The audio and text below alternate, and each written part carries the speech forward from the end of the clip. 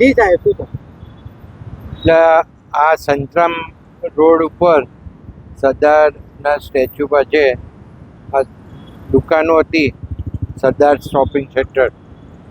આ શોપિંગ સેન્ટરની નીચેથી નડિયાદનો મુખ્ય કાંસ, એટલે લગભગ 14 ફૂટ જેટલો પહોળો અને 8 ફૂટ જેટલો ઊંડો, એની 1961 પહેલાંનો, એટલે ભૂતકાળનો આ કાંસ છે. અને આ મેઇન કાંસ આખા સિટીનું પાણી બહાર લઈ જતો કાંસ છે. અહીંથી કમળા થઈ અને સીડી નદીમાં આ કાંસ જાય છે. તો આ કાંસ આખો ચોકઅપ થઈ ગયો હતો. આપણે પહેલાં પ્રયત્ન કર્યો કે દુકાનોની અંદર જે પહેલાં પાટિયા અથવા હોલ જે રાખેલા એમાંથી કામ કરવાનો. મહાનગરપાલિકા, નગરપાલિકા, એ વખત નગરપાલિકા હતી, તો ખોદી ના શકાયું અને ક્લીન ના થયું. ત્યાર પછી થોડી ટેકનિકલ ટીમોએ તપાસ કરી અને ખબર પડી કે આ કાંસ તો ચોકઅપ છે આખો. એટલે જે નડિયાદ સિટીનું પાણી જે ઝડપથી બહાર નીકળવું જોઈએ એ નીકળતું નથી ને અહીં અટકે છે. કારણ કે હમણાં અત્યારે પણ આ લોકોએ જોયું એમાં 1 થી 1.5 ફૂટ કાંસ ખુલ્લો છે, બાકી બધું ભરાયેલું છે. એટલે આ ખાસ આને સાફ કરવો જરૂરી હતો. અને આપણી રજૂઆત એ જ હતી, નડિયાદની પ્રજાની રજૂઆત એ હતી કે આ કાંસ જો ચોકઅપ હોય તો એને ખુલ્લો કરવો જ જોઈએ. કારણ કે સિટીનું આખું પાણી જતું હોય અને એમાં જે મુખ્ય વિસ્તારો છે, સંતરામ રોડ છે, જે વિઠ્ઠલ કન્યા વિદ્યાલય રોડ છે, જે કિડની હોસ્પિટલવાળો, રાહુલ હોસ્પિટલવાળો રોડ છે, આ બાજુ આઈસ ફેક્ટરીવાળો રોડ છે, તો આ બધા રોડ ઉપર હોસ્પિટલો આવી. એમાં સંતરામ નેત્ર ચિકિત્સાલય છે, જે આંખના ઓપરેશનો અને આંખના રોગો માટે પ્રખ્યાત છે. આખા ગુજરાતમાં નહીં પણ ઇન્ડિયામાંથી દર્દીઓ આવે અને 1 લાખ કરતાં વધારે પેશન્ટો વર્ષની અંદર આમાં ચેક થાય. એવું બધા જ રોડ ઉપર હોસ્પિટલો છે. એમાં ચિલ્ડ્રન્સ હોસ્પિટલે આવે છે.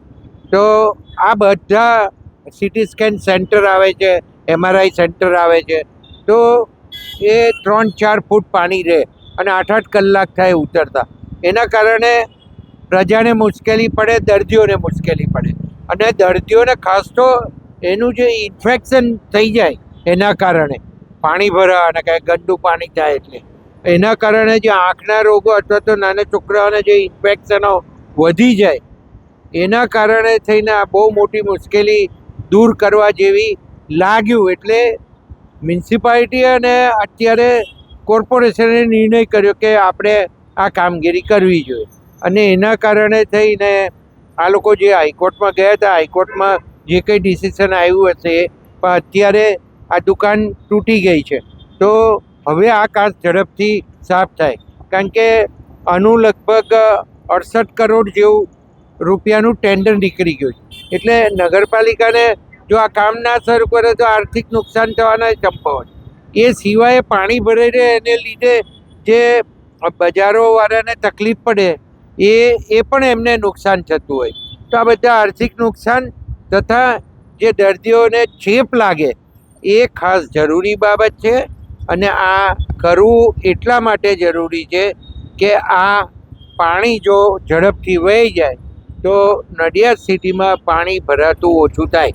અને બીજું, ટેકનિકલ ટીમે જે કાંસની આખી કરવાની જે ડિઝાઇન કરી છે, આ ખુલશે એટલે આગળ એમને ખબર પડશે કે કઈ જગ્યાએ ચોકઅપ છે. એટલે એ લોકો સાફ કરતાં આખો કાંસ ક્લિયર કરવાનો અને જે જગ્યાએ નવો બનાવવાનો છે એ જગ્યાએ ઉપર એ નવો બનાવવાના છે.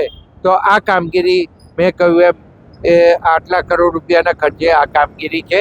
અને કોર્પોરેશન આને ઝડપથી વહેલામાં વહેલી તકે આ કરે કામગીરી, તો આવતા ચોમાસાની અંદર આનું રિઝલ્ટ મળે તો આપણને ખબર પડે અને એ પ્રમાણે નવા આયોજનો થઈ શકે.